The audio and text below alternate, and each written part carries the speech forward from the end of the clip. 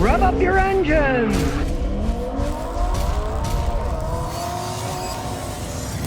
Now, most people know I can't stand Volkswagens. All right, here's a Volkswagen Rabbit. You're going to end up learning more about Volkswagen Rabbit you probably ever want to know. This guy bought it used. He's put a lot of mileage on it, and we'll see the truth. First of all, why do they call them Rabbits? The rest of the world calls them Golf. Now we call them Golf. Well, the Germans thought Golf. Americans think of Golf, playing golf, and they think it's kind of a snobby thing.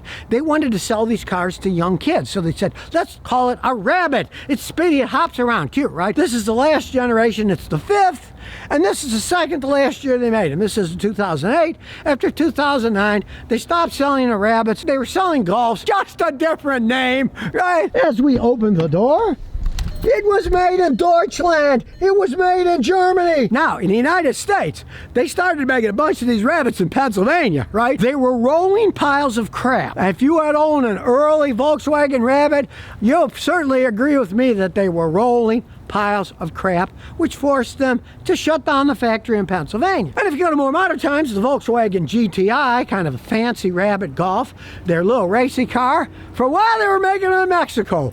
Guess what happened? The quality control sucked. And now, guess what? Now they're making the GTIs again, only in Germany. You want one of these babies. You want one that was made in Germany. They stopped selling the Rabbits in the United States in 2009. This is their last edition. And actually, it's a better car than the earlier editions for one main reason. It's because of the engine. This is a 2.5 liter inline 5-cylinder. Not 4, not 3, not 2, 1, 2, 3, 4, 5. If you take care of these engines, they're virtually indestructible. No turbo. Doesn't need it. That puts out enough horsepower for this little car. Okay, take this engine. 152,000 miles. It runs fine. It doesn't really burn any oil. You don't even lose a quart between changes, right? Still original, as is the transmission. It is a 6-speed automatic. They are very smooth running. His wife drives it. She's a relatively conservative driver. Tranny's never been touched, never even had the fluid changed. Of course, there's no dipstick or anything. Still goes like a charm. But if you are a speed burner and you drive like a maniac, when you wear that transmission out, I've had customers spend $6,000-8,000 getting them fixed. I had a customer in Houston. He bought one used from an old man. The guy happened to come from Nigeria, and he was studying at the University of Houston, and his father gave him $5,000 to buy a car, right? So he bought it, and he says, wow, I was zooming around in it. About 6 months after he bought it, he tows it over to my house. I check it out. I said, your tranny shot. I said, why'd you buy this car? He said, I bought it 6 months ago for $5,000. I said, well, the tranny shot, and it's going to cost you more than you paid, maybe even double, to fix the stupid transmission because it's very complex. Did it work okay when you bought it? He said, yeah, it worked great. I bought it from this old guy. And I said, what? You bought it from an old guy? I probably didn't drive it that fast. How fast do you drive it? Oh, he said, I like going with those guys around the 610 loop of Houston racing. He said, I've gotten this thing going 129 miles an hour. I said, well, guess what? You just destroyed your $5,000 investment. This has been babied.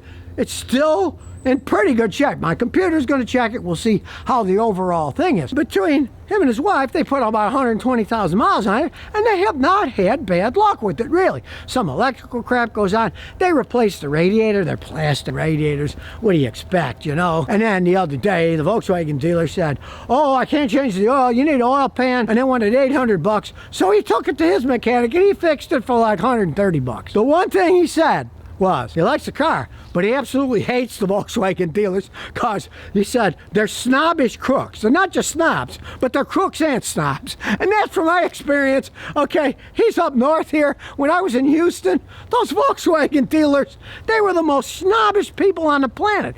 Go figure, it's a Volkswagen, right? One time I went there because as a mechanic, parts are expensive and a lot of times you can only get them at the dealer. So I go in and I'm ignored for 45 minutes by the salespeople who were all wearing 3-piece suits to impress their clientele, right? It was a combo Volkswagen Audi dealership. I put a dirty part on the table at the parts department, right? It said parts. I figured I was at the right place, right? So finally I just slammed it down. And then finally the guy comes out after I say, hey, anybody in there?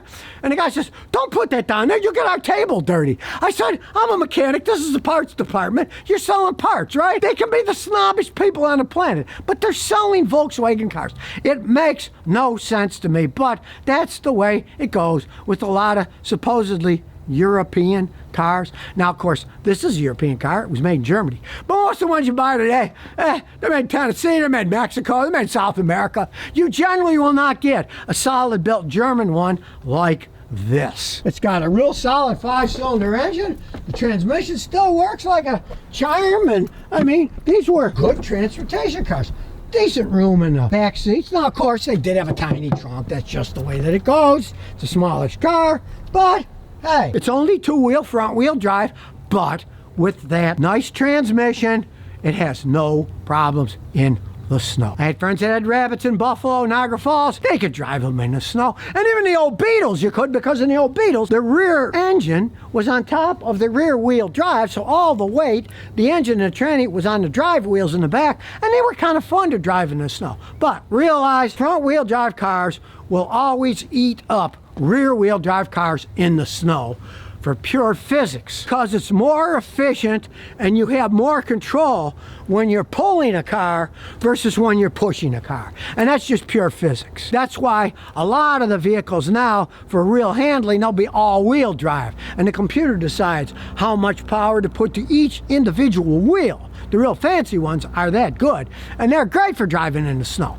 But with front-wheel drive, this thing is perfectly adept at driving in the snow. We'll stick the key in, turn it on, already detected it. There it is. Do a standalone diagnosis. Hey, it's an 08, but hey, it does a topology scan, so here we go. It's going to scan everything. And while we're looking at it, it's nicely set up. Older cars, so the steering wheel doesn't do anything except steer and blow the horn. That's it for that. It's got the old German CD player in it, parking brake. These cloth seats have held up quite well. Got a nice sunroof, the old sunglass holders. It has 11 trouble codes. A lot of them probably won't mean anything, so let's start at the bottom. Right door electronics, rear window lift motor, electrical air and circuit. Yeah, he knows it's broken. Who cares? He doesn't want to fix it. Driver's door electronics. That's got a problem too. Front left window lift switch. Implausible signal. Implausible signals. Some of them work, some of them don't. He doesn't care. There's only 6 codes left. The next one is a radio code.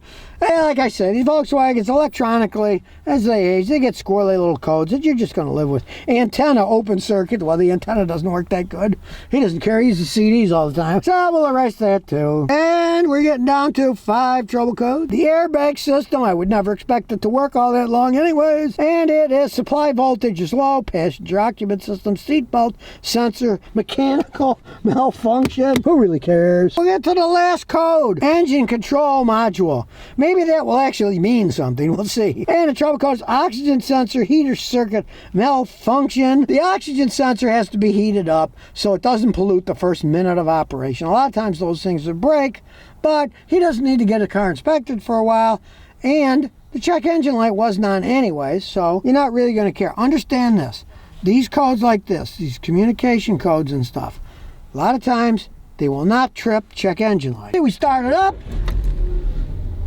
The check engine light comes on, but it goes off. That's how it's designed. It's supposed to come on, check, and go off. So we got them all cleared. Now let's just look at some data here. And we're going to look at live data. These are Volkswagens, and this is what I hate about Volkswagens. You got to look up things one at a time because Volkswagen is an anal company. You can read data by channel. Then you have to pick all the channels, 001 to 254.